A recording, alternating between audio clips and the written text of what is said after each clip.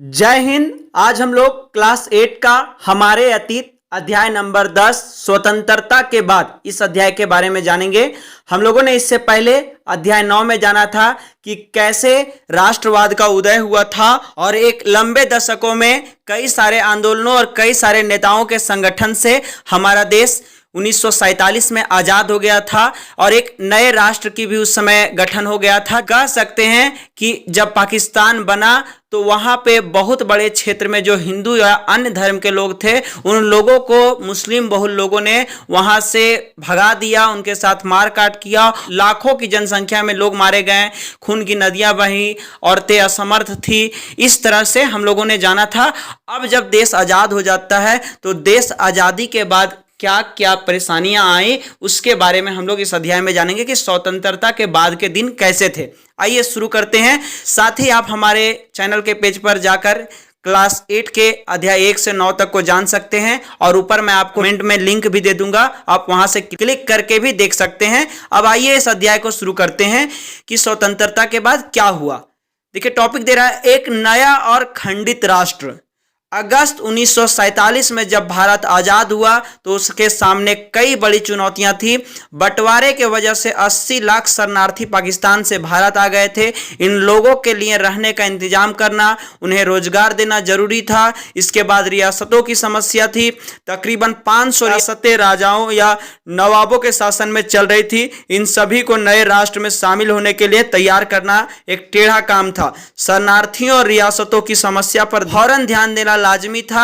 लंबे दौर में इस नवजात राष्ट्र को एक ऐसी राजनीतिक व्यवस्था भी विकसित करनी थी जो यहाँ के लोगों की आशाओं और आकांक्षाओं की सबसे अच्छी तरह व्यक्त कर सके। मतलब कह सकते हैं जब देश आजाद हुआ तो था कि 80 लाख लोग पाकिस्तान से यहाँ आ गए थे। अब तो यहाँ पे ये शरण खोज रहे थे, दिल्ली में लाके बस गए थे। पंजाब के कुछ क्षेत्र जो पाकिस्तान के हिस्से में था वहां से जो लोग आए थे अब दिल्ली में रहने लगे थे, शरणार्थी थे कह सकते हैं। इन लोगों के रहने खाने का इंतजाम, इनके जीविका चलाने के लिए रोजगार, ये सारी देश की जिम्मेदारी थी उस समय।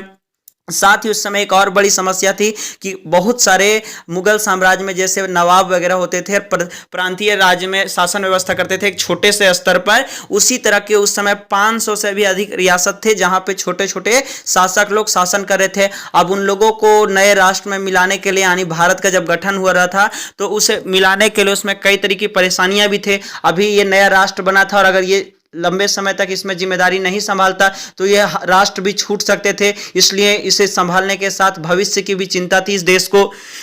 अब हम लोग जानते हैं, देखिए चित्र 1, इलाहाबाद में महात्मा गांधी की अस्थियों का विसर्जन फरवरी 1948। मतलब देश आजाद के कुछ ही समय के बाद महात्मा गांधी की गोली मारकर हत्या कर दी जाती है। उसी का यहाँ पे चित्र दिखा रहा है कि इनकी अस्थियों को विसर्जन किया जा रहा है। ये फरवरी 1948 का चित्र है। अभी स्वतंत्रता के 6 महीने भी नहीं हुए थे कि सारा राष्ट्र गहरे शौक में पड़ गया। 30 जनवरी 1948 को कट्टर विचारों वाले नाथूराम गोडसे ने महात्मा गांधी की हत्या कर दी।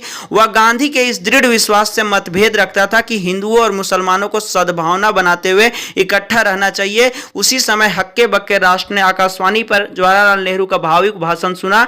दोस्तों, साथियों, हमारी जिंदगी की रोशनी बुझ गई और चारों तरफ अंधेरा है। हमारे प्रिय नेता राष्ट्रपिता अब नहीं रहे। मतलब ऐसा कह सकते हैं पंडित जवाहरलाल नेहरू ने कहा था। और इनकी जो महात्मा गांधी की मृत्यु हुई थी वो एक कट्टर विचारक यानी कह सकते हैं नाथूराम गोडसे के द्वारा हुआ था। महात्मा गांधी चाह रहे थे कि हिंदू और मुस्लिम एक साथ सद्भावना से प्यार से रहें, लेकिन नाथूराम गोडसे इसके कट्टर विचारक थे। वे मानते थे जब एक नया राष्ट्र बन गया है मुसलमानों का तो वे सारे वहां क्यों नहीं जाते, यहाँ केवल हिंदू रहेंगे और अन्य धर्म के लोग रहेंगे। इसी मतभेद के वजह से, आपसी टकराव के वजह से नाथूराम गोडसे ने महात्मा गांधी को गोली मार दी थी और यहाँ पे वही बात बताया जा रहा है। अब जानते हैं 1947 में भारत की आबादी काफी बड़ी थी। मतलब जब देश आजाद हुआ था ब्रिटिश शासन व्यवस्था से तो उस समय देश की आबादी बहुत ज्यादा थी। तकरीबन 34.5 करोड़ यह आबादी भी आपस में बटी हुई थी। इसमें उच्च जाति और नीची जाति, बहुल हिंदू समुदाय और अन्य धर्मों को मानने वाले भारतीय थे। इस विशाल देश के लोग तरह तरह की भाषाएं बोलते थे। उनके पहनावों में भी भारी फर्क था। उनके खान पान और काम धंधों में भी भारी विविधता थी। इतनी विविधता वाले लोगों को एक राष्ट्र राज्य के रूप में कैसे संगठित किया जा सकता था। देखिए बता रहा है कि जब 1947 में देश आजाद हुआ तो उस समय काफी बड़ा परेशानी था क्योंकि यहाँ की आबादी करीब 34.5 करोड़ थी और वो भी कई ग्रुपों में बटे हुए थे, यानी कह सकते हैं जाति के आधार पे, धर्म के आधार पे, पहनावा के आधार पे, भाषा के आधार पे, साथ ही अन्य कई सारे विविधताएं थी और इन विविधताओं को एक साथ एकजुट करना यहाँ के नेताओं को काफी मुश्किलें आ रही थी, काफी परेशानियां आ रही थी कि इन सारों को एक साथ एकता में पिरोकर कैसे एक नए राष्ट्र का गठन किया जाए। अब बता रहा है एकता की समस्या के साथ ही विकास भी एक बड़ी समस्या थी। मतलब उस समय कह सकते हैं जब देश आजाद हुआ था तो एक समस्या तो एकता का था कि ये सारे अलग अलग धर्म, जाति, संप्रदाय, वर्ग कि कैसे इन लोगों को एक साथ किया जाए, ये तो समस्या था ही, साथ ही विकास की भी बहुत बड़ी जिम्मेदारी थी क्योंकि ब्रिटिश साम्राज्य के चले जाने के बाद यहाँ का कह सकते हैं जीविका चलाने के लिए लोगों को और राष्ट्र चलाने के लिए जो खर्च आते थे, ये कोई नियम वगैरह नहीं था। राष्ट्र को कैसे संभालना है ये बहुत बड़ी जिम्मेदारी थी, ताकि अगर यहाँ के लोग सब समृद्ध नहीं होंगे तो देश का विकास नहीं हो सकता और इस विकास के लिए परेशानियां आई। और स्वतंत्रता के समय भारत की एक विशाल संख्या गांवों में रहती थी। जब देश आजाद हुआ था तो बहुत बड़ी संख्या में लोग गांवों में रहते थे। आजीविका के लिए किसान और काश्तकार बारिश पर निर्भर करते थे। यही स्थिति अर्थव्यवस्था के गैर कृषि क्षेत्रों की भी थी, मतलब जो खेती बाड़ी नहीं करते थे उन सभी का भी यही स्थिति था कि अगर फसल चौपट हो जाती तो नाई, बढ़ई, बुनकर और अन्य कारीगरों की आमदनी पर भी संकट पैदा हो जाता था।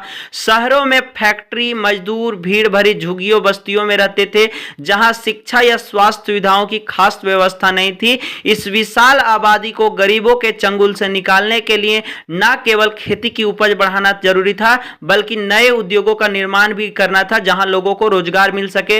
मतलब बता रहा है कि जब देश में पहले से एक समस्या थी एकता की और दूसरा विकास की थी, क्योंकि स्वतंत्र जब हुआ था तो उस समय भारत की बहुत बड़ी जनसंख्या गांवों में रहती थी और गांव में रहने के वजह से लोग खेती पर निर्भर रहते थे। लेकिन किसी कारणवश अगर खेती नहीं हो पाता था, जैसे समय पर बारिश नहीं हो पाता था या फिर आंधी तूफान आ जाने की वजह से, कह सकते हैं प्राकृतिक आपदाओं के वजह से अगर बारिश नहीं हो पाता तो किसानों की स्थिति बहुत बिगड़ जाती थी, खाने पीने को कुछ नहीं मिलता था। इसके वजह से जो अन्य लोग भी थे, नाई, बढ़ई, बुनकर, उन लोगों का भी स्थिति खराब हो जाता था क्योंकि अगर खाना पीना नहीं मिलेगा तो किसी का, किसान ही अगर फसल नहीं उपजा पाएगा तो किसी का भी जीविका बढ़िया से नहीं चल पाएगा। साथ ही दूसरे तरफ अगर शहरों की बात की जाए तो शहरों में जो भी बहुत सारे मजदूर लोग रहते थे, फैक्ट्रियों वगैरह में काम करते थे, ये शहर के बाहर एक झुग्गी यानी झोपड़ी पट्टियों में रहते थे और इन लोगों के लिए अगर कारखानों वगैरह का निर्माण सही से नहीं हो पाता तो इन लोगों का जीविका नहीं चल पाता। इस प्रकार कह सकते हैं कि गांव और शहर दोनों जगह में जीविका चलाने के लिए एक बहुत बड़ा समस्या हो रहा था और इन जीविकाओं को संभालने के लिए सरकार को ही ध्यान देना था, राष्ट्र को ध्यान देना था, तभी किसी राष्ट्र को सही तरीके से चलाया जा सकता था। और इसके लिए एक बहुत बड़ी समस्या थी भारत के पास उस समय। एकता और विश्वास की प्रक्रियाओं का साथ चलना था। अगर भारत के विभिन्न तबकों के बीच मौजूदा मतभेदों को दूर ना किया जाता तो वे हिंसक और बहुत खतरनाक टकरावों का रूप ले सकते थे। लिहाजा ऐसे टकराव देश के लिए महंगे भी पड़ते थे, कहीं ऊंची जाति और नीची जाति के बीच, कहीं हिंदुओं और मुसलमानों के बीच, तो कहीं किसी और वजह से तनाव की आशंका बनी हुई थी। दूसरी तरफ अगर आर्थिक विकास के लाभ आबादी के बड़े हिस्से को नहीं मिलते हैं तो और ज्यादा भेदभाव पैदा हो सकता था। ऐसी स्थिति में अमीर और गरीब, शहर और देहात, संपन्न और पिछड़े इलाकों का फर्क पैदा हो सकता था। मतलब कह सकते थे कि उस समय जो कई वर्ग में लोग, अलग अलग तरह के लोग थे, जैसे ऊंच नीच, अमीर गरीब, अलग अलग धर्मों के लोग, अलग अलग जातियों के लोग, अगर इन लोगों में देश के प्रति थोड़ा सा भी हीन भावना पैदा होता तो एक नई समस्या खड़ी हो सकती थी। इसलिए इस पे ध्यान देना बहुत जरूरी था, यही बता रहा है। और उस समय मुख्य रूप से कह सकते हैं कि एकता और विकास, ये दो समस्याएं सबसे मुख्य थी राष्ट्र का आजाद होने के बाद, राष्ट्र को सही से चलाने के लिए, जिसपे यहाँ के नेता लोग ध्यान भी दे रहे थे। अब हम लोग जानते हैं, एक सवाल यहाँ पूछ रहा है गतिविधि कि कल्पना कीजिए कि आप 1947 में भारत से जाने वाले एक ब्रिटिश अफसर हैं। उसी समय आप अपने घर वालों के नाम खत लिखते हैं जिसमें आप इस बात की चर्चा कर रहे हैं कि अंग्रेजों की अनुपस्थिति में भारत का क्या होगा, भारत के भविष्य के बारे में आपकी क्या राय होगी। तो आप कह सकते हैं कि अंग्रेज अफसर यहाँ के वही सारे बात सोच रहे होंगे जैसे अपने समय में लोग शासन व्यवस्था चला रहा था। अब ये शासन व्यवस्था तो यहाँ के लोगों के लिए काफ़ी मुश्किल हो जाता, क्योंकि ब्रिटिश उस समय सारी शासन व्यवस्था को संभाल रही थी, जिम्मेदारियों को देख रही थी। लेकिन अब यहाँ पे जो लोग हैं उन लोगों को विकास के प्रति, यहाँ के शासन व्यवस्था के प्रति, साथ ही जो इतनी भिन्नताएं थी इन लोगों को संभालने के लिए जो परेशानियां आती, इन सारे बातों के बारे में लिखा जा सकता है और विशेष आप लिख सकते हैं। अब यहां आते हैं नए संविधान की रचना। दिसंबर 1946 से नवंबर 1949 के बीच तकरीबन 300 भारतीयों ने देश के राजनीतिक भविष्य के बारे में लंबा विचार विमर्श किया। अद्यपि इस संविधान सभा की बैठकें नई दिल्ली में आयोजित की गई थी, परंतु इसके सदस्य पूरे देश में फैले हुए थे और वे बहुत सारी राजनीतिक पार्टियों के प्रतिनिधि थे। इन्हीं चर्चाओं के फलस्वरूप भारत को संविधान लिखा गया, जिसे 26 जनवरी 1950 को लागू किया गया था। मतलब कह सकते हैं, पहले संविधान का मतलब जान लीजिए कि जब कोई राष्ट्र स्वतंत्र होता है, किसी का इस पे हस्तक्षेप नहीं होता है, कोई औपनिवेशिक शासन नहीं होती है, तो उस देश का एक नियम होता है, उस नियम के अनुसार ही लोग जीवन जीते हैं और एक दूसरे को विश्वास करके अपनी जीविका या फिर अपने जीवन व्यवस्था को चलाते हैं और उसी को संविधान कह सकते हैं। ऐसे जान लीजिए कि संविधान एक लिखित कानूनों का दस्तावेज होता है, जिसमें लोगों को अपनी जीविका कैसे चलाना है, एक देश में कैसे रहना है, इन सारे बातों का जिक्र होता है। और उस समय इसी तरह भारत जैसा देश स्वतंत्र हुआ, आजाद हुआ, तो इसमें एक संविधान की जरूरत पड़ी और इस संविधान को कह सकते हैं कि 3 सालों के आसपास 300 भारतीयों ने मिलकर, अलग अलग जगह से आए हुए, अलग अलग संप्रदाय, अलग अलग जाति, अलग अलग धर्म के लोग थे और ये एक साथ बैठकर दिल्ली में इसमें 3 सालों तक बहस के बाद बनाते हैं और आगे चलकर 26 जनवरी 1950 को ये लागू किया जाता है। अब हम लोग जानते हैं हमारे संविधान की एक खासियत यह थी कि उसमें सार्वभौमिक वयस्क मताधिकार का प्रावधान किया गया था। इसका मतलब यह था कि 21 साल से ज्यादा उम्र के सभी भारतीयों को प्रांतीय और राष्ट्रीय चुनाव में वोट डालने का अधिकार था। यह एक क्रांतिकारी कदम था। इससे पहले कभी भी भारतीयों को खुद अपने नेता चुनने का अधिकार नहीं मिला था। देखिए यहां एक बात आया, सार्वभौमिक वयस्क मताधिकार, इसका मतलब जान लीजिए सभी वयस्क नागरिकों को मत देने का अधिकार को सार्वभौमिक कहा जाता है। सर्व मतलब सभी और वयस्क मतलब जो युवा हो जाते हैं, यानी कोई भी व्यक्ति होगा जो भारत का है, चाहे वह किसी धर्म, संप्रदाय, जाति, अलग वर्गों से बिलोंग करता हो, तो यहाँ पे दोनों स्तरों पे यानी प्रांतीय स्तरों पे और राष्ट्रीय स्तरों पे दोनों जगह पे ये वोट डाल सकता है और अपने शासन व्यवस्था में अपना एक अभिन्न अंग बन सकता है। प्रांतीय स्तर का मतलब कह सकते हैं भारत के राज्य या छोटे छोटे प्रांतों में जैसे मुखिया वगैरह का चुनाव होता है, और राष्ट्रीय स्तर मतलब पूरे देश स्तर पे जैसे प्रधानमंत्री, राष्ट्रपति आदि का चुनाव होता है।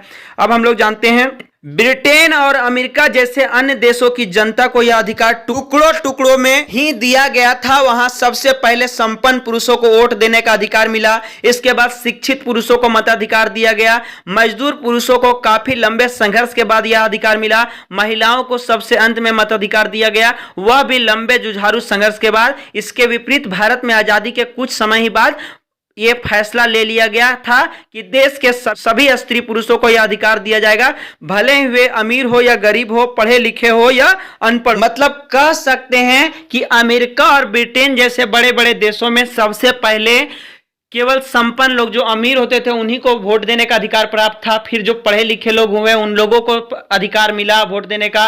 उसके बाद कुछ जो किसान लोग थे, लंबे समय तक संघर्ष किए, तो उन लोगों को अधिकार मिला। और अंत में जाकर महिलाओं को ये अधिकार मिला कि महिलाएं भी अब वोट डालेगी। लेकिन भारत जैसे देश में चाहे वह अनपढ़ हो, पढ़ा लिखा हो, किसी वर्ग समुदाय का हो, स्त्री हो, पुरुष हो, सभी को शुरुआती से ही अधिकार मिल गया था वोट डालने का। अब जानते हैं संविधान की दूसरी विशेषता यह थी कि उसमें तमाम जातियों, धर्मों या किसी भी तरह की पृष्ठभूमि से संबंध रखने वाले सभी नागरिकों को कानून की नजर में समान माना गया। भारत के कुछ लोग चाहते थे कि भारत की राजनीतिक व्यवस्था हिंदू आदर्शों पर आधारित हो और भारत को एक हिंदू देश घोषित किया जाए। अपनी बात के समर्थन में उन्होंने पाकिस्तान का उदाहरण दिया, जिसका गठन ही एक खास समुदाय मुसलमानों के हितों के रक्षा के लिए किया गया था। परंतु भारतीय प्रधानमंत्री जवाहरलाल नेहरू का स्पष्ट मत था कि भारत हिंदू पाकिस्तान नहीं बन सकता है, ना ही बनना चाहिए। मतलब कह सकते हैं कि भारत में सभी वर्ग धर्मों को बराबरी का अधिकार था। लेकिन कुछ ऐसे हिंदू लोग थे जो समय मानते थे कि जैसे पाकिस्तान एक मुस्लिम राष्ट्र बना, वैसे भारत को भी एक हिंदू राष्ट्र बना दिया जाए। पंडित जवाहरलाल नेहरू जो थे वो इस बात से बिल्कुल मना कर दिए और वो बोले कि जैसे एक मुस्लिम पाकिस्तान बना है वैसे मैं हिंदू पाकिस्तान नहीं चाहता, इसलिए ऐसा कुछ नहीं बनेगा। यहां आप ऊपर देख सकते हैं चित्र 2, संविधान के उद्देश्यों पर रोशनी डालने वाले प्रस्तावों को पढ़ते हुए जवाहरलाल नेहरू, मतलब इसमें जवाहरलाल नेहरू संविधान के सारी बातों को सबके सामने प्रस्ताव दे रहे हैं। अब आगे जानते हैं, मुसलमानों के अलावा भारत में सिख और ईसाइयों की भी बड़ी संख्या थी। इसके अलावा पारसी, जैन तथा अन्य धर्मों के भी लोग थे।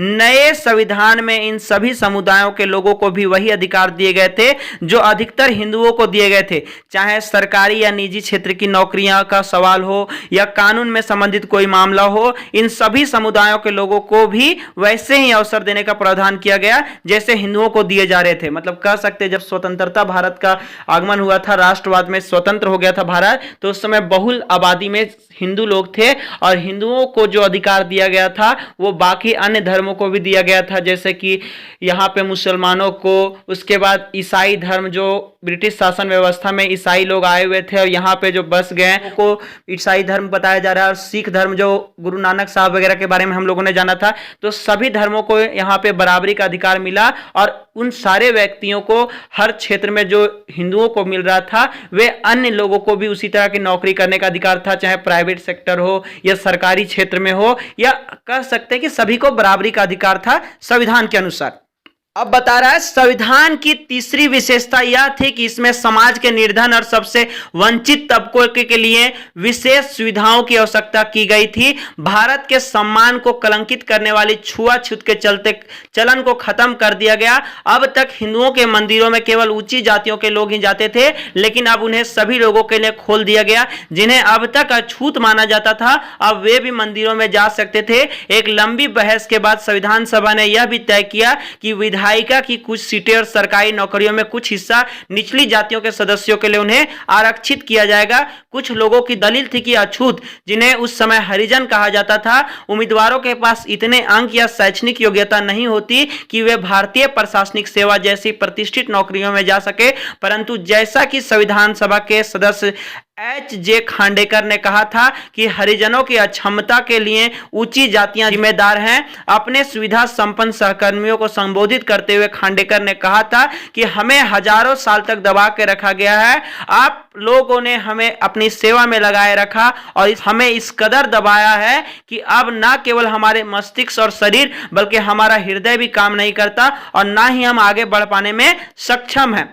भूतपूर्व अछूतों के साथ साथ आदिवासियों या अनुसूचित जनजातियों को भी विधायिका और नौकरियों में आरक्षण दिया गया। अनुसूचित जातियों की तरह इन भारतीयों को भी वंचित रखा गया था और उनके साथ भेदभाव किया गया था। आदिवासी आधुनिक स्वास्थ्य सुविधाओं और शिक्षा से वंचित थे। उनकी जमीन और जंगलों पर समुदाय से बाहर के ताकतवर लोगों का कब्जा होता जा रहा था। संविधान से उन्हें जो नए अधिकार मिले उनका उद्देश्य इस स्थिति में सुधार लाने को था। मतलब कह सकते हैं कि उस समय तीसरी विशेषता में समाज के निर्धन और जो सबसे वंचित तबका था, सबसे निचली जाति थी, उन लोगों को बराबरी का अधिकार दिया गया। उन्हें मंदिरों में फिर से जाने का अधिकार मिल गया था। अब वे किसी सीट पे लड़ सकते थे और यहां तक कि लिए कुछ सीटें आरक्षित कर दी गई थी, मतलब कुछ नौकरियां या अन्य जगहों पे जहां इन लोगों का विशेष अधिकार रहेगा, क्योंकि इन लोगों को बहुत समय लंबे समय से दबाया जा रहा था, जिसके वजह से खांडेकर ने कहा था कि इन लोगों का मस्तिष्क और शरीर बल्कि हृदय भी इन लोगों का दब चुका है, अब ये कभी उठ नहीं सकते हैं, इसलिए इन लोगों को अधिकार दिए गए थे जिससे फिर से ये कुछ कर सके। और अनुसूचित जनजातियों और आदिवासियों को भी ये सारे अधिकार मिले, क्योंकि ये भी उस समय दबाए गए थे, इनका भी शोषण हुआ था। साथ ही उनकी जमीनों और जंगलों में जो समुदाय रहते थे उन लोगों का जो कब्जा होता जा रहा था उससे भी अब अधिकार मिल गए कि इन लोग अब ये स्वतंत्रता से जंगलों आदि में रह सकते हैं।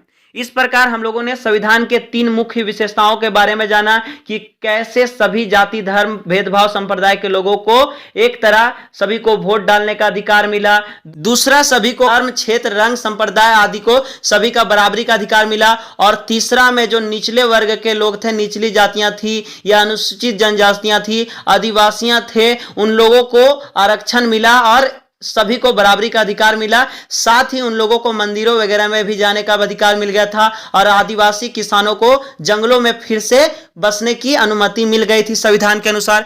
अब हम लोग जानेंगे, स्रोत एक जानकारी दे रहा है, हमें उन्हें सुरक्षा और अधिकार देने चाहिए। मुख्यमंत्री को लिखे एक पत्र में नेहरू ने कहा था कि हमारे पास एक मुस्लिम अल्पसंख्यक समुदाय है जो संख्या की दृष्टि से इतना बड़ा है कि अगर वे चाहे तो भी कहीं नहीं जा सकते।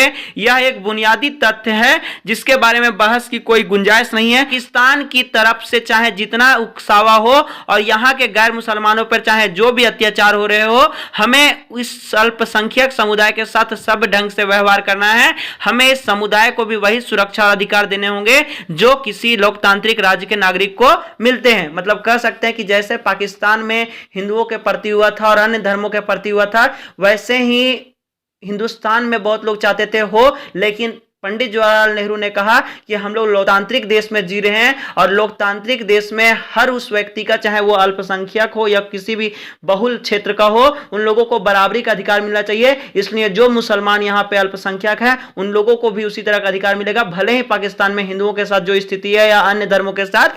अब आगे जानते हैं हम लोग, एक गतिविधि दे रहा है। एक मुस्लिम परिवार में बाप बेटे के बीच हो रही बातचीत की कल्पना कीजिए। बेटा मानता है कि विभाजन के बाद परिवार को पाकिस्तान चले जाना चाहिए, जबकि पिता का विश्वास है कि उन्हें भारत में ही रहना चाहिए। इस अध्याय तथा अध्याय 11 में दी गई सूचनाओं के आधार पर अभिनय करके बताइए कि दोनों के तर्क क्या होंगे।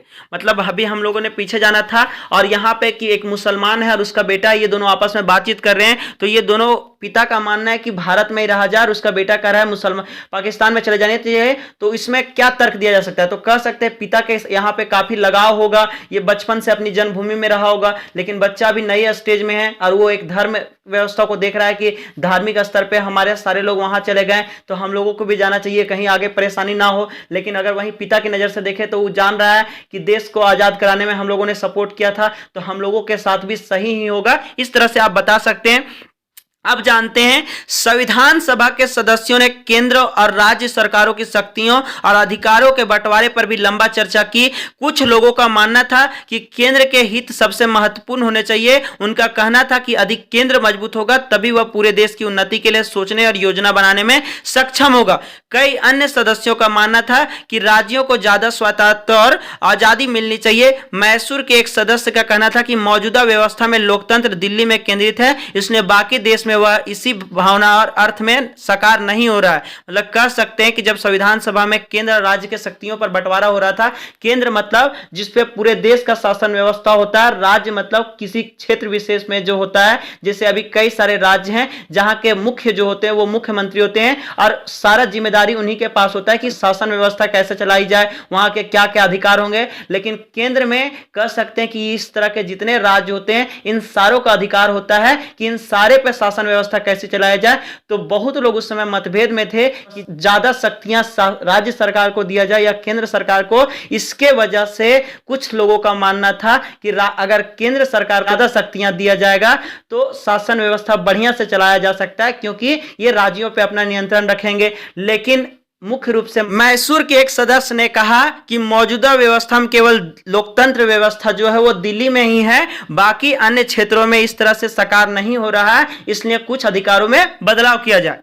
वहीं मद्रास के एक सदस्य का आग्रह था कि राज्य स्तरों पर लोगों की कुशल क्षेम का प्रारंभिक भार प्रांतीय सरकारों के ऊपर ही होनी चाहिए। मतलब मद्रास के एक सदस्य का कहना था कि जो राज्य स्तर पे कुशल क्षेम होना चाहिए वो प्रांतीय सरकार के ऊपर निर्भर होना चाहिए।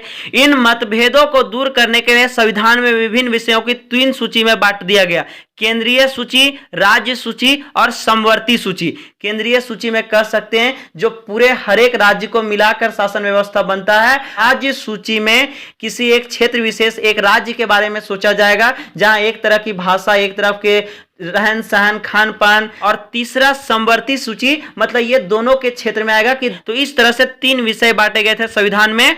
उसमें केंद्रीय सूची में कराधान, रक्षा और विदेशी मामलों आदि को रखा गया। ये ऐसे विषय थे जो केवल केंद्र सरकार के अधीन थे, मतलब जो विदेशी मामले हैं और रक्षा से डिपेंडेंट हैं, ये सारे केवल केंद्र सरकार के अधिकार होने चाहिए। वहीं राज्य सूची में शिक्षा और स्वास्थ्य जैसे विषय लिए गए कि जिनकी जिम्मेदारी मुख्य रूप से राज्य सरकारों के ऊपर थी, मतलब राज्य में कैसे शिक्षा व्यवस्था हो, कैसे स्वास्थ्य व्यवस्था हो, बीमारियों वगैरह के प्रति ध्यान रखने, ये सारे विषय राज्य सरकारों को मिल गया कि इस पे केवल राज्य सरकार ध्यान। हर जगह के राज्य के नेता लोग समवर्ती सूची में वन एवं कृषि आदि ऐसे विषयों को रखा गया जिनके बारे में केंद्र और राज्य सरकारें दोनों संयुक्त रूप से फैसला ले सकते हैं। मतलब जंगलों वगैरह के बारे में निर्णय लेने का अधिकार राज्य सरकार और केंद्र सरकार दोनों को दिया गया कि ये दोनों शक्तियां मिलकर आपस में इसका निर्णय ले सकते हैं। संविधान सभा में भाषा के सवाल पर बड़ी तीखी बहस हुई। बहुत सारे लोगों का मानना था कि अंग्रेजों के साथ अंग्रेजी भाषा को भी विदा कर देना चाहिए। उनका कहना था कि अंग्रेजी की जगह हिंदी को अपनाया जाना चाहिए, परंतु जो लोग हिंदी नहीं बोलते उनकी राय अलग थी। संविधान सभा में बोलते हुए टीटी कृष्णमाचारी ने दक्षिण के लोगों की ओर से चेतावनी देते हुए कहा कि अगर उन पर हिंदी थोपी गई तो वहां के बहुत सारे लोग भारत से अलग हो जाएंगे। इस विवाद से बचने के लिए आखिरकार बीच का रास्ता निकाल लिया गया। संविधान निर्माताओं ने हिंदी को भारत की राज्य भाषा का दर्जा दिया था, जबकि अदालतों, सेवाओं और विभिन्न राज्यों के बीच संचार आदि के लिए अंग्रेजी के इस्तेमाल का फैसला किया गया। मतलब कह सकते हैं जब संविधान निर्माण हो रहा था तो भाषा के आधार पर भी कई लोग बटे हुए थे, अलग अलग क्षेत्रों में अलग अलग भाषाएं बोली जाती थी। जैसे दक्षिण तरफ तमिल, तेलुगु वगैरह बोला जाता है। तो वहां के एक नेता टीटी कृष्णमाचारी ने कहा कि अगर हिंदी थोपा जाएगा भारत के ऊपर तो बहुत सारे लोग एक नए राष्ट्र की मांग करेंगे और दक्षिण के लोग एक नया राष्ट्र बनाएंगे। इस बात को ध्यान में रखते हुए शासन व्यवस्था को सही से चलाने के लिए और देश को एक ही में एकजुट करने के लिए बीच का रास्ता अपनाया गया और बहुत जगह पे हिंदी को कह सकते हैं कि राजभाषा का मान्यता मिला गया और बाकी सरकारी अस्पतालों, दफ्तरों, अदालतों और विभिन्न तरह के जो संचार व्यवस्था थी उसमें इंग्लिश का माध्यम रखा गया था, क्योंकि ब्रिटिश जब यहाँ पे शासन व्यवस्था चला रही थी तो इंग्लिश हर क्षेत्र में उस समय लोग जान गए थे। एक स्थानीय भाषा होता था और दूसरा ब्रिटिश की शासन व्यवस्था का भाषा होता था, जिसके वजह से अंग्रेजी को फिर से मान्यता मिल गया, भले ही अंग्रेज चले गए थे। यहां आप देख सकते हैं डॉक्टर बी आर अंबेडकर 1891 से 1956 को प्यार से लोग बाबा साहब के नाम से पुकारते थे। वह एक मराठी भाषी दलित परिवार से थे। डॉक्टर अंबेडकर एक जाने माने वकील और अर्थशास्त्री थे। उन्हें दलितों का एक महान नेता और भारतीय संविधान का जनक माना जाता है। मतलब कह सकते हैं जो डॉक्टर अंबेडकर थे, चित्र में देख सकते हैं आप, ये एक वकील थे, अर्थशास्त्री थे, साथ ही दलितों के लिए जो निचली जाति के लोग थे उनके एक नेता भी माने जाते हैं और भारतीय संविधान के जनक इन्हीं को माना जाता है। यही भारतीय संविधान को मतलब मुख्य रूप से कार्यभार यही संभाले थे। इसमें कई लोगों का निर्णय था लेकिन मुख्य रूप से कह सकते हैं कि यही इसके जनक थे। आगे जानेंगे, संविधान की रचना में बहुत सारे भारतीयों ने योगदान दिया था। इनमें सबसे महत्वपूर्ण योगदान संभवतः डॉक्टर बी आर अंबेडकर का था, जो संविधान सभा को प्रारूप समिति के अध्यक्ष थे, जिनके नेतृत्व में दस्तावेज को अंतिम रूप दिया गया। मतलब कह सकते हैं कि इन्हीं के नेतृत्व में इसका अंतिम रूप दिया गया था, संविधान बनकर तैयार हुआ था। संविधान सभा के सामने अपने आखिरी भाषण में डॉक्टर अंबेडकर ने कहा कि राजनीतिक लोकतंत्र के साथ साथ आर्थिक सामाजिक लोकतंत्र भी जरूरी है। मतलब कह सकते हैं कि राजनीतिक लोकतंत्र जो था नेताओं का वो तो होना ही चाहिए, लेकिन आर्थिक और सामाजिक लोकतंत्र भी जरूरी है। मतलब समाज में लोग कैसे जी रहे हैं, आर्थिक व्यवस्था क्या है, इन सारों पर भी ध्यान देना चाहिए।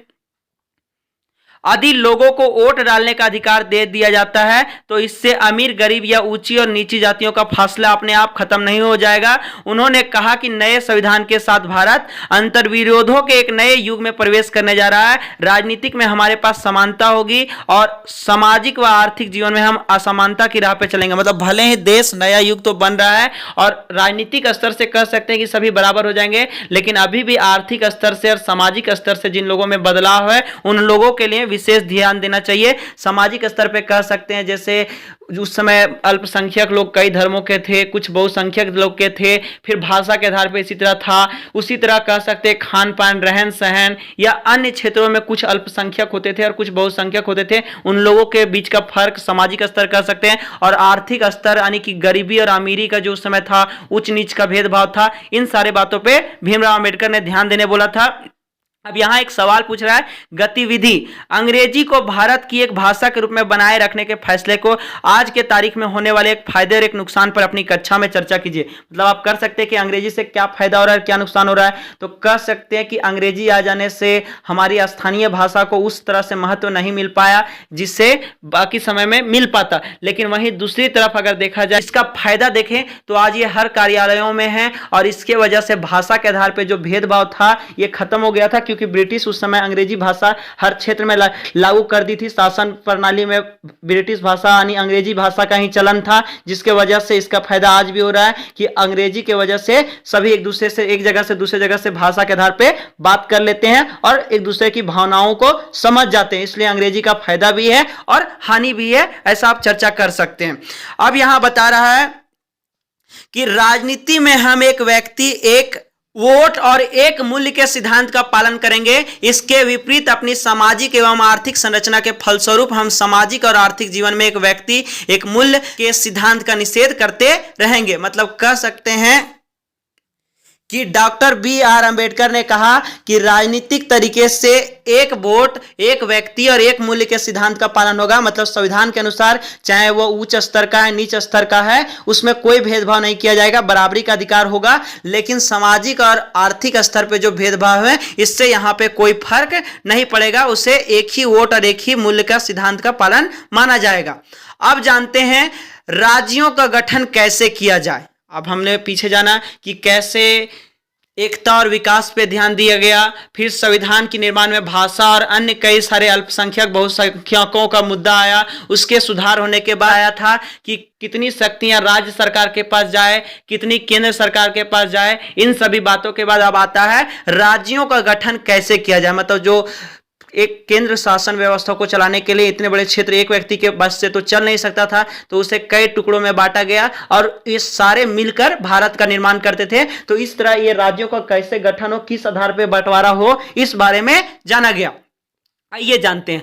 1920 के दशक में स्वतंत्रता संघर्ष की मुख्य पार्टी भारतीय राष्ट्रीय कांग्रेस, मतलब 1920 में ही ये बना हुआ था भारतीय राष्ट्रीय कांग्रेस, हमने अध्याय 9 में जाना था, आप जाकर देख सकते हैं, ने आश्वासन दिया था कि जैसे ही देश आजाद हो जाएगा प्रत्येक बड़े भाषाई समूह का अपना अलग प्रांत होगा।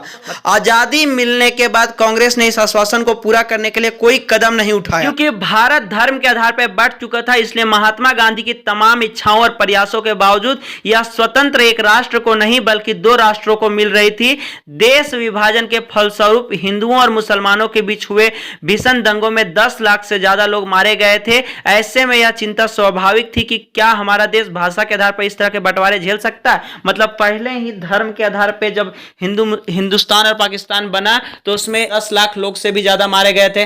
और अब अगर भारत को फिर से भाषा के आधार पर बांटा जाएगा तो क्या फिर से इतनी बड़ी जो समस्या आएगी उसको संभालना संभव है, उस परेशानी को लोग झेल सकते हैं। इसलिए प्रधानमंत्री जवाहरलाल नेहरू और उप प्रधानमंत्री वल्लभ भाई पटेल दोनों ही भाषा के आधार पर राज्यों के गठन की नीति के विरोधी थे। मतलब दोनों ही चाहते थे कि भाषा के आधार पर राज्यों का बंटवारा नहीं हो, क्योंकि पहले ही देश एक बार धर्म के आधार पर बंटवारा हो चुका था। दोनों ही भाषा के आधार पर राज्यों के गठन के नीति के विरोधी थे। विभाजन के बाद नेहरू ने कहा था कि उपद्रवकारी प्रवृत्तियां सिर उठा रही है, जिन पर अंकुश लगाने के लिए राष्ट्र को शक्तिशाली और एकजुट होना चाहिए। वरना जैसा कि पटेल ने कहा कि इस समय भारत की पहली और आखिरी जरूरत यही है कि उसे एक राष्ट्र बनाया जाए। राष्ट्रवाद को बढ़ावा देने वाले हर चीज आगे बढ़नी चाहिए और इसके रास्ते में रुकावट डालने वाली हर चीज को खारिज कर देना चाहिए। हमने यही कसौटी भाषाई प्रांतों के सवाल पर भी अपनाई है और इस कसौटी के हिसाब से हमारी राय में इस मांग को समर्थन नहीं दिया जा सकता। मतलब कह सकते हैं कि जो उस समय प्रधानमंत्री थे पंडित जवाहरलाल नेहरू और उप प्रधानमंत्री थे सरदार वल्लभ भाई पटेल, इन दोनों ने निर्णय लिया कि राष्ट्र का अभी सबसे मुख्य काम यही है, पहला और आखिरी काम, कि राष्ट्र को कैसे एकजुट रखा जाए और इसमें राष्ट्र को आगे कैसे बढ़ाया जाए। केवल उन्हीं समस्याओं को सम्मति दिया जाए, उसी समस्या को सुधार किया जाए, बाकी जो राष्ट्र तोड़ने वाले काम है उन लोगों पे ये सारी बातें अभी खारिज कर दिया जाए, जिसके वजह से ये भाषा के आधार पे जो राज्यों का बंटवारा था इसे रोक दिया गया था। अब चित्र 4 में आप देख सकते हैं गांधीवादी नेता पोट्टी श्रीरामुलु तेलुगु भाषियों के लिए एक अलग राज्य की मांग करते हुए अनशन पर उनकी मृत्यु हो गई थी। मतलब पहले धर्म के आधार पे देश बंटा था, अब ये देश में ही एक नया राज्य मांग रहे थे, जिसके वजह से श्रीरामुलु का मृत्यु हो जाता है अनशन करते करते। यहाँ भाषाई ऊपर आया था, इसके बारे में जान लीजिए। भाषा से संबंधित, जैसे किसी क्षेत्र में कोई भाषा वगैरह बोली जाती है और उसके आधार पे एक राज्य की बंटवारा। अब जानते हैं इधर, क्योंकि कांग्रेस के नेता अपने वायदे से पीछे हट रहे थे, इसलिए जगह जगह असंतोष पैदा हो रहा था। मतलब पहले ही राष्ट्रीय कांग्रेस 1920 में बना था तो उसने कहा था कि भाषा के आधार पे राज्यों का बंटवारा होगा, लेकिन पहले धर्म के वजह से जो मार काट हुआ था इससे अब कांग्रेस के नेता डर गए थे और ये भाषा के आधार पे बंटवारा नहीं चाह रहे थे, इसलिए जगह जगह असंतोष की भावना पैदा हो गई।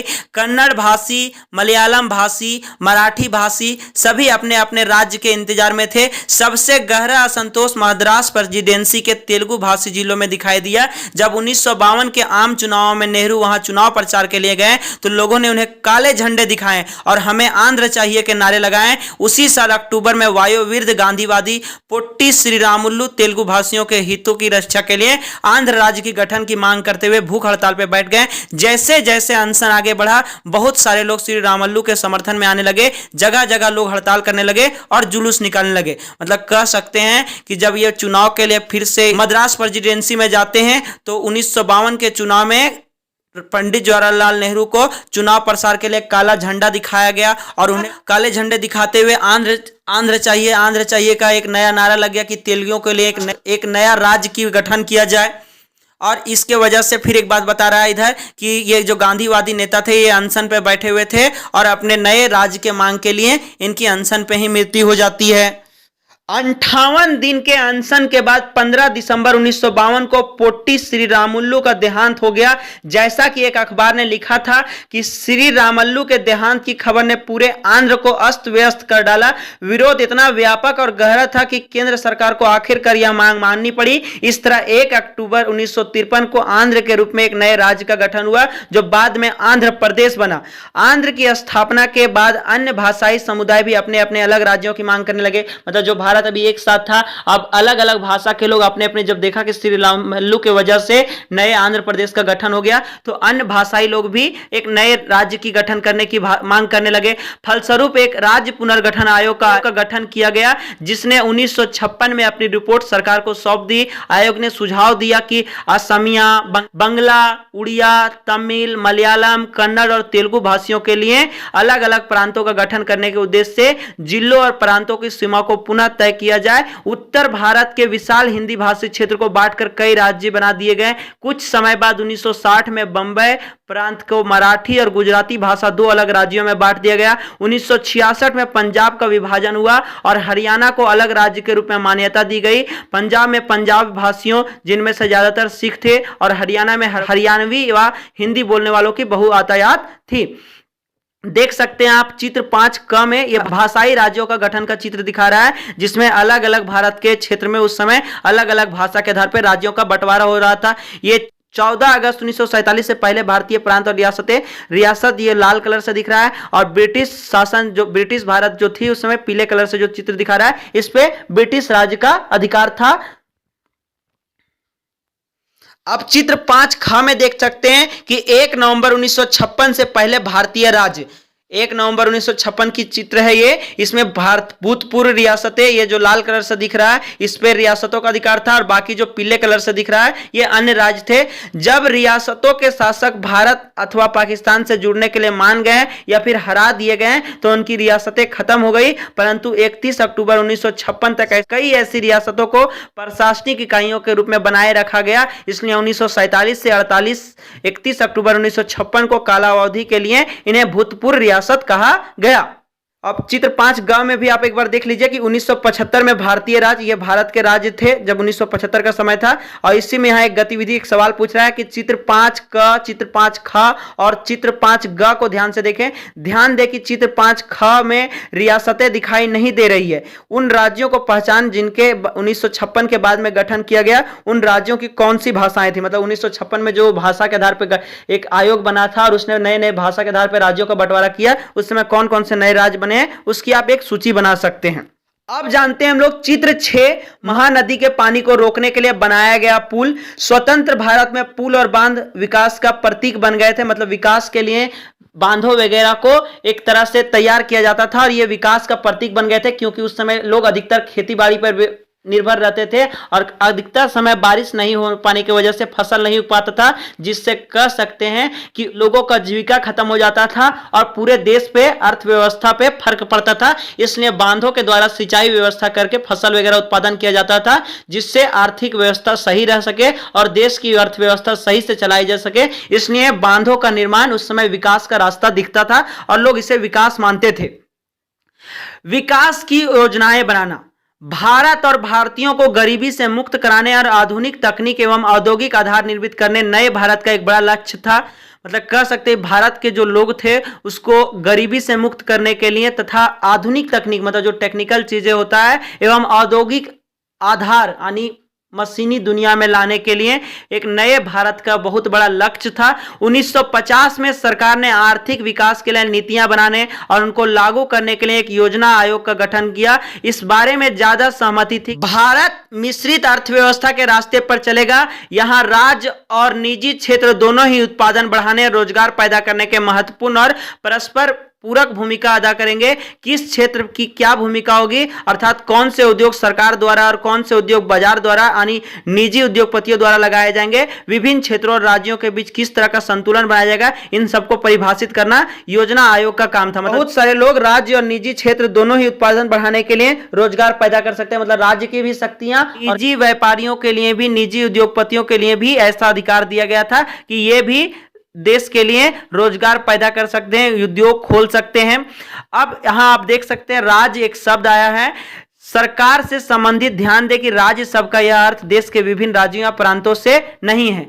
अब यहां चित्र 7 में आप देख सकते हैं गांधी सागर बांध पे चल रहा काम। मध्य प्रदेश स्थित चंबल नदी पर बनाए गए 4 बांधों में से यह पहला था। इसका निर्माण 1960 में पूरा हुआ था। 1956 में दूसरी पंचवर्षीय योजना तैयार की गई है। इस योजना में इस्पात जैसे भारी उद्योगों और विशाल बांध परियोजनाओं आदि पर सबसे ज्यादा जोर दिया गया। ये काम सरकारी नियंत्रण के अंतर्गत रखे गए। भारी उद्योग पर यह जोर और अर्थव्यवस्था की राज नियंत्रण की कोशिशें अगले कुछ दशकों तक आर्थिक नीति को प्रभावित करती रही। इस पद्धति के बहुत सारे समर्थक थे तो कुछ मुखर विरोधी भी थे। कुछ लोगों को लगता था कि इस प्रणाली में खेती पर पर्याप्त जोर नहीं दिया जा रहा है। मतलब कह सकते हैं कि 1956 में एक पंचवर्षीय योजना बनाई गई जिसमें से यह इस्पात और लौह उद्योग मतलब फैक्ट्रियों वगैरह पे ज्यादा ध्यान दे रहा था। साथ ही ये सारे चीजें सरकारी नियंत्रण में रखे जा रहे थे। मतलब ये सारे फैक्ट्री वगैरह सरकार के अधिकार में रहेंगे, ये निजी लोग नहीं कर सकते हैं। लेकिन कह सकते हैं कि इसके कुछ लोग खिलाफ भी थे जो चाहते थे कि इन लोगों से विशेष ध्यान नहीं दिया जाए, क्योंकि खेती का व्यवस्था जो था वो उससे प्रभावित हो रहा था। खेतों में उस हिसाब से सुधार नहीं हो पा रहा था। अब लोग फैक्ट्रियों वगैरह की वजह से खेतों को कह सकते हैं कि खेती पर पर्याप्त जोर नहीं दिया जा रहा था। अब हम लोग जानेंगे स्रोत 2, पंचवर्षीय योजनाओं पर नेहरू के विचार। प्रधानमंत्री जवाहरलाल नेहरू योजना प्रक्रिया के भारी समर्थक थे। उन्होंने विभिन्न राज्यों के मुख्यमंत्रियों के नाम लिखे अपने पत्रों में नियोजन के आदर्शों और उद्देश्यों का व्याख्या की है। 22 दिसंबर 1952 के एक पत्र में उन्होंने लिखा था, पंचवर्षीय योजना के पीछे भारत की एकता और देश के विभिन्न जनसमूहों को विराट आपसी सहयोग की अवधारणा निहित है। हमें यह बात हमेशा याद रखनी चाहिए कि इस प्रक्रिया में सिर्फ सरकारी तंत्र का ही महत्व नहीं होता, बल्कि जनता के उत्साह और सहयोग का महत्व इससे भी ज्यादा है। हमारे लोगों को एक विशाल उद्यम में साझेदारी की उत्साह, उन्हें अपने अगले उद्देश्य की और बढ़ते सहयात्री जैसा एहसास होना चाहिए।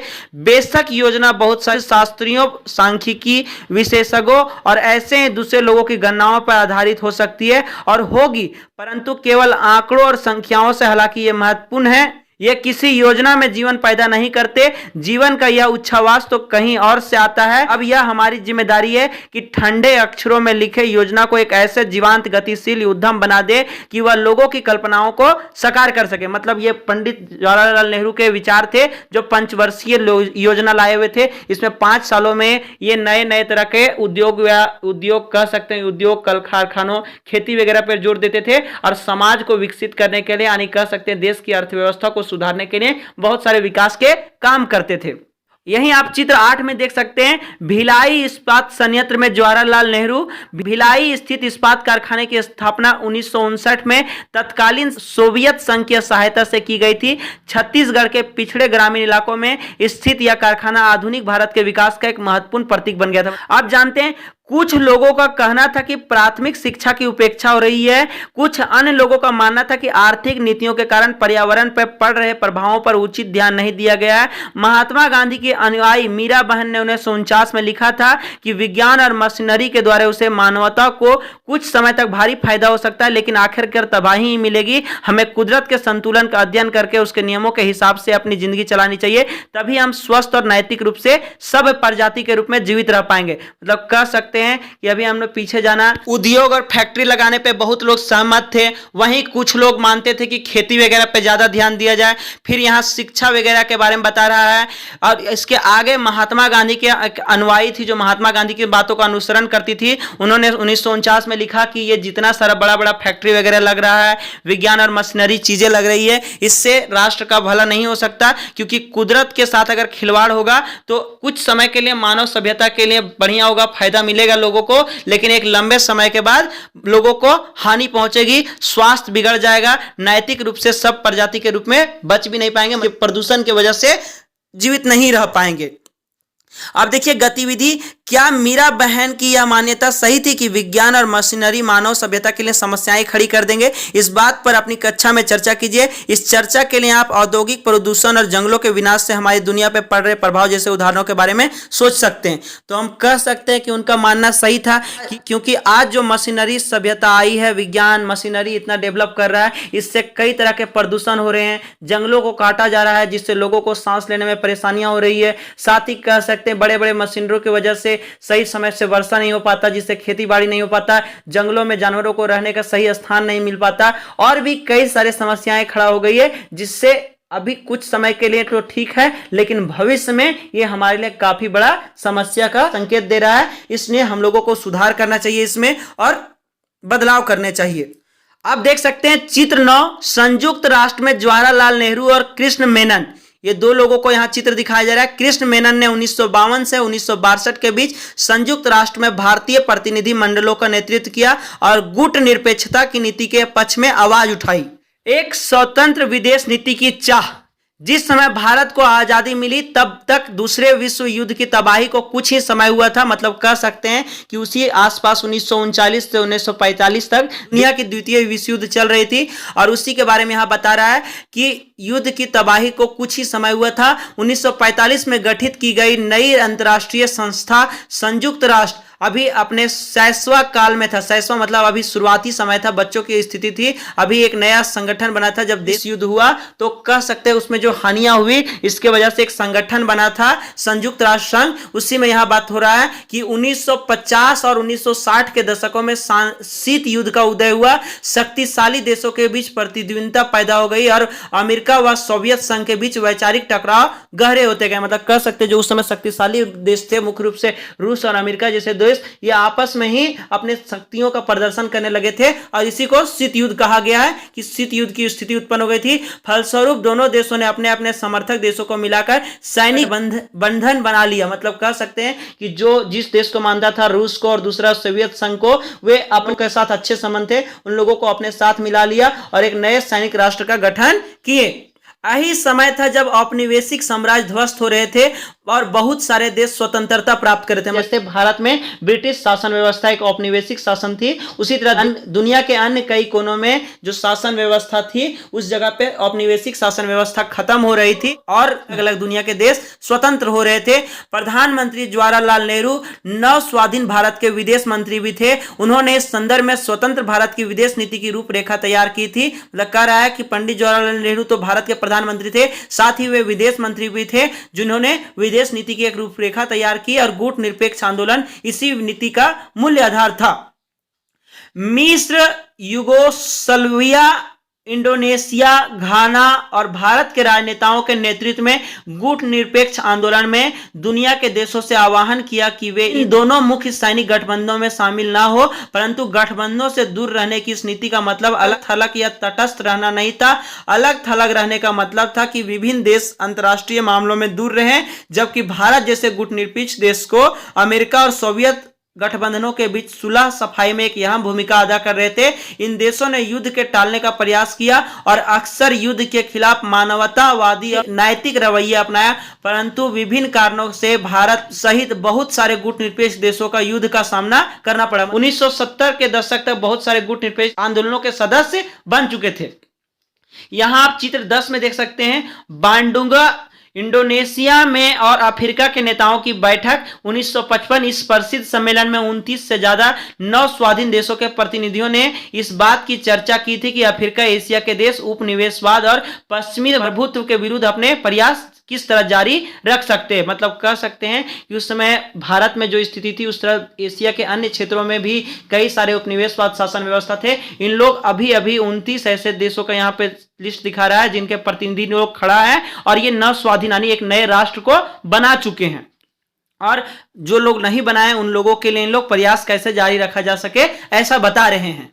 अब जानते हैं राष्ट्र के 60 वर्षों के बाद 15 अगस्त 2007 को हमने एक स्वतंत्र राष्ट्र के रूप में अपनी 60वीं वर्षगांठ मनाई थी। इस दौरान हमारे देश का प्रदर्शन कैसा रहा, संविधान में तय किए गए आदर्शों को हम किस हद तक साकार कर पाए, इस बारे में जानेंगे। मतलब 1947 से 2007 तक 60 साल हो गए, इस बीच क्या क्या बदलाव हुए, कैसा देश का प्रभाव रहा, कैसा कह सकते हैं कि प्रदर्शन रहा, क्या क्या इसमें कमियां आई, क्या क्या अच्छाइयां हुआ, कैसे अर्थव्यवस्था मजबूत हुआ, इन सारे बातों के बारे में इसमें चर्चा करेंगे। भारत अभी भी एक है और लोकतांत्रिक राह पे चल रहा है, यह गर्व करने लायक उपलब्धि है। बहुत सारे विदेशी पर्यवेक्षकों का मानना था कि भारत एक देश के रूप में ज्यादा समय तक टिक नहीं पाएगा। उन्हें लगता था कि भारत के प्रत्येक क्षेत्र या भाषाई समूह अपने अलग अलग राष्ट्र की मांग करेगा और उससे टुकड़े टुकड़े हो जाएंगे। कुछ विशेषज्ञों को लगता था कि भारत सैनिक शासन के कब्जे में आ जाएगा, परंतु ये सारी आशंकाएं निर्मूल साबित हुई। आजादी से अब तक 13 आम चुनाव हो चुके हैं और राज्यों तथा स्थानीय निकायों के लिए सैकड़ों चुनाव हो चुके हैं। हमारे यहाँ स्वतंत्र प्रेस है और एक स्वतंत्र न्यायपालिका है। इसके अलावा यहाँ के लोगों की भाषाई विविधता या धार्मिक विविधता भी राष्ट्रीय एकता की राह में रुकावट नहीं बन पाई। मतलब कह सकते हैं कि देश में अब 60 साल हो गया और बहुत लोगों को उस शुरुआती समय में लगता था कि भारत लंबे समय तक एक जगह पर टिक नहीं पाएगा, इसमें कई छोटे छोटे टुकड़े बट जाएंगे, क्योंकि यहाँ बहुत ज्यादा विविधता है। धर्म के आधार पर ऊंची जाति, नीचे जाति, अलग अलग संप्रदाय, समुदाय आदि के लोग हैं। इस वजह से भारत लंबे समय तक टिक नहीं पाएगा। सैनिकों के शासन में यह देश आ जाएगा। लेकिन अभी काफी गर्व की बात है, खुशी की बात है कि हम लोगों के यहाँ 13 चुनाव आम चुनाव हो गए, यानी प्रधानमंत्री, राष्ट्रपति का, और राज्यों तथा स्थानीय शासकों के लिए कई सारे चुनाव हुए, लेकिन किसी प्रकार को कोई परेशानी नहीं हुआ। हमारे यहाँ मुख्य रूप से कह सकते हैं स्वतंत्र प्रेस है, मतलब बोलने की आजादी है। कोई भी मीडिया रिपोर्टर अपने बातों को किसी के भी प्रति अगर वो गलत कर रहा है तो उसके प्रति सवाल खड़ा कर सकता है। एक स्वतंत्र प्रेस है हमारे पास। और दूसरा कह सकते हैं एक न्यायपालिका स्वतंत्र है, मतलब चाहे देश का कितना भी बड़ा कोई व्यक्ति हो उसके प्रति या किसी बड़े समुदाय या धर्म या किसी भी तरह का संविधान के आधार पर कह सकते हैं कि उनके प्रति अगर वो कुछ गलती करता है तो उसे कटघरे में लाके खड़ा किया जा सकता है। और साथ ही धार्मिक विविधता भी राष्ट्र की एक एकता बन गई कि अलग अलग क्षेत्रों में अलग अलग धर्म मनाए जाते हैं, लेकिन फिर भी एक प्रकार से कह सकते हैं कि राष्ट्रीय एकता बन गई है, विविधता होते हुए भी। परंतु दूसरी ओर यह भी सच है कि आज भी हमारे देश में गहरे मतभेद बने हुए हैं। संवैधानिक गारंटियों के बावजूद अछूत समुदाय या जिन्हें अब दलित कहा जाता है, आज भी हिंसा और भेदभाव से जूझ रहे हैं। मतलब कह सकते हैं कि भले इतनी सारी बातें हैं अगर हम बड़े स्तर पे देखें तो, लेकिन छोटे स्तरों पे देखें तो आज भी बहुत सारे मतभेद हैं। अलग अलग धर्मों जातियों के प्रति अभी भी मतभेद चलता है। अछूत उच्च जाति नीच जाति अभी भी लोग मानते हैं। आज भी हिंसा और भेदभाव हो रहा है। ग्रामीण भारत के बहुत सारे भागों में अभी भी वे साझा जेल, स्रोत, मंदिरों, मैदानों और अन्य सार्वजनिक स्थानों का इस्तेमाल नहीं कर पाते हैं। संविधान में दिए गए धर्मनिरपेक्ष आदर्शों के बावजूद बहुत सारे राज्यों में विभिन्न धार्मिक समूहों के बीच कई बार टकराव हो चुके हैं। मतलब कई बार अलग अलग धर्म के लोग आपस में टकराव हो जाता है। और सबसे परेशानी की बात यह है कि इस बीच अमीर और गरीबों का फासला लगातार बढ़ता गया। मतलब देश में अभी अमीरी और गरीबी का फासला भी बढ़ गया है। अमीर लोग अमीर हो रहे हैं, गरीब लोग गरीब और हो रहे हैं। भारत के कुछ भागों और कुछ समूहों को आर्थिक विकास से भारी फायदा हुआ है। अब वे आलीशान घरों में रहते हैं, महंगे रेस्टोरेंट में खाना खाते हैं, अपने बच्चों को महंगे निजी स्कूलों में भेजते हैं और विदेशों में छुट्टियों पर बेहिसाब पैसा उड़ाते हैं। दूसरी ओर बहुत सारे लोग आज भी गरीबी रेखा से नीचे हैं। शहरी झुग्गी बस्तियों या बंजर देहात में रहने वाले ऐसे बहुत सारे लोग अपने बच्चों को स्कूल भी नहीं भेज पाते। मतलब भारत के कुछ आर्थिक स्तर पर बदलाव बता रहा है कि जो आर्थिक स्तर पर जो सुधार हो गए हैं, वे विदेशों में जाते हैं, अपने बच्चों को बढ़िया स्कूलों में पढ़ाते हैं। लेकिन ग्रामीण क्षेत्रों में कुछ जगह अभी भी ऐसे हैं जहां लोग अभी भी वो पढ़ नहीं पा रहे हैं क्योंकि सुविधाएं नहीं मिल पाती है। यहां आप इसी तरह का एक देख सकते हैं चित्र 11। बंबई स्थित धारावी दुनिया की सबसे बड़ी झुग्गी बस्तियों में से एक है। इसके दूर वाले सिरे पर आप गगनचुंबी इमारत देख सकते हैं। मतलब सबसे पीछे देखिए कि इधर बहुत बड़ा बड़ा बिल्डिंग है और ये गांव तरफ बस्ती बसा हुआ है शहर के बाहर। धारावी जो मुंबई में है, ये दुनिया के बहुत बड़े बड़े बस्तियों में से एक ये भी है। हमारा संविधान कानून की नज़र में सबको बराबर मानता है, लेकिन असली जिंदगी में कुछ भारतीय औरों के मुकाबले ज़्यादा बराबर हैं। स्वतंत्रता के समय तय की गई कसौटियों के हिसाब से देखें तो भारतीय गणतंत्र बहुत बड़ी सफलता का दावा नहीं कर सकता, लेकिन यह भी सच है कि वह विफल नहीं हुआ। मतलब आज भी बहुत सारी ऐसी अधिकार मिलती है। मतलब कह सकते हैं कि कानूनी रूप से और ऑफिसों में इस तरह से नहीं किया जा सकता। सबको बराबरी का अधिकार है, भले ही एक अलग लेवल पर कहा जाए तो भेदभाव देखने को मिलते हैं। अब अन्यत्र श्रीलंका में क्या हुआ? 1956 में जिस समय भारत में भाषा के आधार पर राज्यों का पुनर्गठन किया जा रहा था, उसी समय श्रीलंका तत्कालीन नाम सिलोन है कि संसद ने एक कानून पारित करके सिहला भाषा को राज्य भाषा का दर्जा दे दिया। इस कानून के जरिए सिहला भाषा को सभी सरकारी स्कूलों, कॉलेजों, सरकारी परीक्षाओं और अदालतों की भाषा बना दिया गया। श्रीलंका के उत्तर में रहने वाले तमिल भाषी अल्पसंख्यकों ने इस नए कानून का विरोध किया। एक तमिल संसद ने कहा कि जब आप मुझसे मेरी भाषा छीन लेते हैं तो आप मेरा सब कुछ मुझसे छीन लेते हैं। एक और नेता ने चेतावनी दी कि आप सिलोन को बांटना चाहते हैं, मतलब श्रीलंका को आप बांटना चाहते हैं, ऐसा तक कह दिया। निश्चिंत रहिए, मैं आश्वासन देता हूं कि आपको एक विभाजित सिलोन ही मिलेगा, मतलब एक विभाजित श्रीलंका मिलेगा। जिस तरह आपने भाषा के आधार पे सिहला भाषा को अधिकार दे दिया गया है, सारे सरकारी क्षेत्रों वगैरह में आपने ये भाषा लागू कर दिया है, राजभाषा घोषित कर दिया है और तमिल भाषियों के लिए आपने कुछ नहीं सोचा, तो अब ये राष्ट्र बटेगा, ऐसा उनका कहना था। सिहला भाषी एक विपक्षी सदस्य ने कहा था कि अगर सरकार अपना रुख नहीं बदलती है और इस कानून पर अड़ी रहती है तो इस छोटे से देश में से दो टूटे फूटे रक्त रंजित देश भी पैदा हो सकते हैं। मतलब कह सकते हैं कि सिहली भाषी के एक विपक्षी जो थे वो कहते हैं कि अगर सरकार अपने मंसूबों को नहीं बदलती है, राजभाषा को नहीं हटाती है, तो खुद श्रीलंका इतना छोटा देश है, अब ये फिर भी दो नए नए राष्ट्रों में बंट जाएगा भाषा के आधार पर। इसलिए सरकार को बदलाव की जरूरत है। पिछले कई दशकों से श्रीलंका में गृह युद्ध चल रहा है। गृह युद्ध का मतलब जान लेते हैं, एक ऐसा युद्ध जहां देश की शासन व्यवस्था के अंदर ही दो गुट ऐसे हो जो अपनी अपनी बातों के लिए मनाही चाहते हो, लेकिन वे आपस में ही उलझते रहते हैं और उसमें कोई समाधान नहीं मिल पाता है। तो उस तरह की व्यवस्था को गृह युद्ध कह सकते हैं। जैसे श्रीलंका में चल रहा था, भाषा के आधार पे दो पक्षों में लोग बट गए थे, एक तमिल भाषी और दूसरा सिहला भाषी, इसे एक गृह युद्ध कह सकते हैं। यही बता रहा है कि श्रीलंका में गृह युद्ध चल रहा है, जो इसी कारण पैदा हुआ कि वहां के तमिल भाषी अल्पसंख्यकों पर सिहला भाषा थोपी जा रही है और एक अन्य दक्षिण एशियाई देश पाकिस्तान भी इसलिए दो टुकड़ों में बट गया था कि पूर्वी पाकिस्तान के बांग्ला भाषी लोगों को लगता था कि पाकिस्तान में उनको भाषा को दबाया जा रहा है। इसके विपरीत भारत एकीकृत राष्ट्र के रूप में कायम रहा, कुछ हद तक इसलिए कि यहां बहुत सारे क्षेत्रीय भाषाओं को फलने फूलने का मौका दिया गया। अगर हिंदी को उसी तरह दक्षिण भारत पर थोप दिया जाता तो जिस तरह पूर्वी पाकिस्तान पर उर्दू या उत्तरी श्रीलंका पर सीला भाषा को थोप दिया गया था तो शायद भारत भी गृह युद्धों में उलझकर बिखर जाता। जवाहरलाल नेहरू और सरदार पटेल की आशंकाओं को निर्मूल साबित करने और भाषाई राज्यों ने भारत की एकता के लिए कभी खतरा पैदा नहीं किया, बल्कि उन्होंने इस एकता को और गहराई दी। इससे पता चलता है कि जब एक बार अपनी भाषा को दबाने का भय खत्म हो जाता है तो विभिन्न भाषाई समूह एक विशाल राष्ट्र के रंग के रूप में सहज आगे बढ़ने लगते हैं। मतलब कह सकते हैं कि जिस तरह का स्थिति श्रीलंका में हुआ, फिर इधर पूर्वी पाकिस्तान में हुआ, यानी एक नए राष्ट्र अफगानिस्तान का जन्म हुआ, पाकिस्तान का ही एक भाग बन गया था भाषा के वजह से ही। अगर भारत में भी ऐसा ही होता तो ये स्थिति आज भारत कई राष्ट्रों में बट गया होता, कई नए नए देश बन जाते। लेकिन यहाँ सभी भाषाओं को बराबरी का अधिकार मिला, जिसके वजह से जब ये डर इन लोगों के दिमाग में खत्म हो गया तो आज ये विभिन्न भाषा के होने के बावजूद भी देश का यानी भारत का एक विशाल अंग के रूप में बन के तैयार है। इसलिए यहाँ पे वही बात बता रहा है कि भारत में ऐसी स्थिति नहीं है, ऐसा खतरा नहीं है। इस प्रकार हम लोगों ने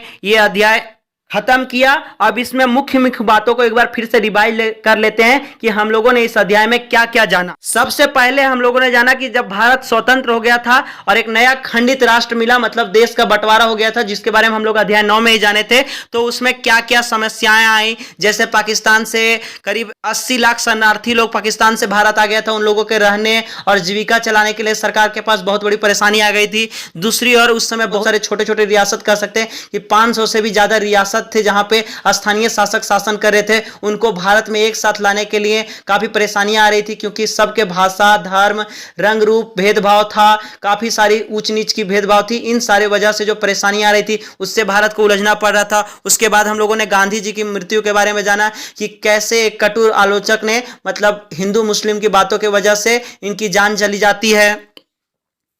उसके बाद हम लोगों ने एकता और विकास से होने वाली समस्या के बारे में जाना कि कैसे अलग अलग होते हुए भी एकता करने के लिए यहाँ सबसे बड़ी जरूरी थे, तभी देश को चलाया जा सकता था, क्योंकि यहाँ बहुत सारे भेदभाव थे। दूसरा हमने विकास के बारे में भी जाना, क्योंकि ब्रिटिश शासन व्यवस्था चले जाने के बाद किस तरह यहाँ पे विकास की जरूरत पड़ी, क्योंकि अर्थव्यवस्था को मजबूत करना था। उसके बाद हम लोगों ने जाना कि एकता और विकास के बाद नए संविधान की रचना हुई कि देश को चलाने के लिए एक नियम की जरूरत होती है, और एक नए संविधान की रचना हुई जिसमें सार्वभौमिक व्यवस्था का मताधिकार प्राप्त था। फिर भारतीय संविधान के 3 विशेषताओं के बारे में जाना, जिसमें सबसे पहला था कि सभी स्त्रियों पुरुषों ऊंच नीच सभी को वोट डालने का अधिकार प्राप्त था अगर वो भारतीय नागरिक है। और इस संविधान की दूसरी विशेषता यह थी कि इसमें तमाम जातियों, धर्मों आदि को विशेष अधिकार प्राप्त थे, मतलब सभी को बराबरी के कानून की नजर में समान नजर से देखा जाएगा। उसके बाद संविधान की तीसरी सबसे बड़ी विशेषता थी कि इसमें निर्धन और वैसे जनजातीय लोग या फिर आदिवासी या जिन्हें अछूत माना जाता था के लिए कुछ आरक्षित सीट दिए गए, जिससे इन लोगों का जो शोषण हुआ था पुराने समय में, उन लोग शोषण के खिलाफ आगे बढ़े और विकास करे अपने आप को। इस तरह से हमने संविधान के 3 विशेषताओं को जाना। हमने संविधान सभा के सदस्यों के बारे में जाना कि कैसे केंद्र और राज्य सरकार को कितनी कितनी शक्तियां मिलनी चाहिए ताकि परेशानियां ना हो, इस पे बंटवारा हुआ, जिसमें केंद्र सरकार को रक्षा और विदेशी मामलों पर ध्यान रखने के लिए शक्तियां दी गई, वहीं राज्य सरकारों को शिक्षा और स्वास्थ्य पर ध्यान रखने दिया गया। वहीं समवर्ती सूची में केंद्र और राज्य सरकार को दोनों को शक्तियां दिया गया, जैसे जंगल वगैरह पे, कृषि, खेती बाड़ी, इन सारे चीजों पे दोनों इस पे शक्तियां अपना अपना प्रदर्शन कर सकते हैं। दक्षिण में एक नए राज्य की मांग होते हुए देखा कि कैसे भाषा के आधार पर एक नए राज्य की गठन हुआ, और उसमें गांधीवादी नेता पोट्टी श्री रामुलु तेलुगु भाषी की मृत्यु हो जाती है अनशन पे बैठने के वजह से, और उसके बाद फिर एक नया राष्ट्र आंध्र प्रदेश बन जाता है। आंध्र प्रदेश बनने के बाद अन्य जगह के जो भाषा के आधार पे थे उन लोगों ने भी एक नए राज्य बनाने की मांग की, जिसके बाद एक राज्य गठन आयोग की कमेटी बनाई गई और उसने अलग अलग जगह के ब्यौरा लाके दिया, और उस रिकॉर्ड पे भाषाओं के आधार पे राज्यों का बंटवारा हुआ। उसके बाद स्वतंत्रता के बाद और संविधान में बदलाव होने के बाद हम लोगों ने विकास की तरफ ध्यान दिया और विकास में हम लोगों ने जाना कि क्या क्या विकास हुए। मतलब खेती बाड़ी के लिए मुख्य रूप से बहुत सारे बांध बनाए गए अलग अलग जगह पे, और बांधों के बाद फिर बहुत सारे कल कारखाने लगे, उन लोगों के बारे में जाना जिससे शहरी लोगों का फैक्ट्रियों में बढ़िया से जीविका चल सके और गाँव में खेती बाड़ी बढ़िया से हो सके, उत्पादन पे विशेष रूप से ध्यान दिया गया। उसके बाद फिर एक बात पे और चर्चा किया गया था कि राष्ट्र के 60 वर्षों के बाद क्या क्या बदलाव हैं। तो शुरुआती समय में लोगों को लगता था कि राष्ट्र एक समय तक नहीं टिक पाएगा क्योंकि इसमें बहुत सारी भिन्नताएं हैं, ये लोग टूट जाएंगे बहुत जल्दी और एक सारे नए छोटे छोटे राष्ट्र का निर्माण होगा।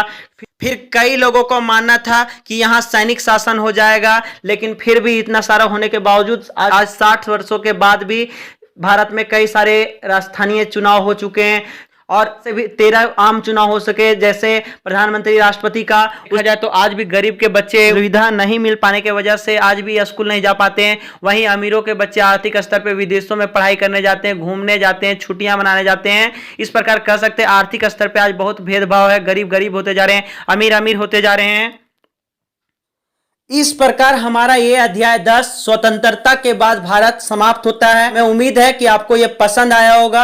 अगर पसंद आया हो तो लाइक कर ले, कहीं कुछ समझ नहीं आया हो तो कमेंट करें। साथ आगे इसी तरह की नॉलेजफुल जानकारी लेने और अन्य विषयों को पढ़ने के लिए हमारे चैनल को सब्सक्राइब कर ले। मिलते हैं नेक्स्ट वीडियो में, तब तक के लिए धन्यवाद। जय हिंद।